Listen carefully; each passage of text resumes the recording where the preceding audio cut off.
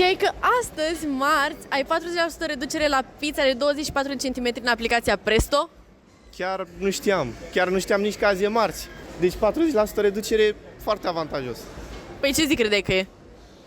Joia e mai ploioasă, așa. Păi cum adică joia e mai ploioasă? Păi nu știu, când eram mic mă uitam la Garfield și ura joia, așa și eu. M-am obișnuit ca joia să fie urât. Și ce pizza mănânci tu de obicei? Carnivora. Și pentru această felie de pizza, spune-mi 4 tipuri de mâncare care se găsesc pe aplicația Presto. Mamă, mi-e dat greu. Paste, Ok. pizza se pune, Da, se pune. burger, mâncare chinezească. Super, perfect. Aici este felia ta de pizza. Ok, și am păstrat ce mai bun pentru final, să spun despre oferta noastră în totalitate. Practic, oferta noastră este 5, 4, 3, 2, 1. Pentru că luni ai 50% reducere la pizza de 24 cm, marți ai 40% reducere, miercuri ai 30% reducere și tot așa până vineri, când vineri ai 10% reducere. Părerea mea, în general, e una bună. Și urmărești Presto București pe social media? Pe TikTok. E ok? Super, este perfect. Arată și mai aproape la cameră, te rog.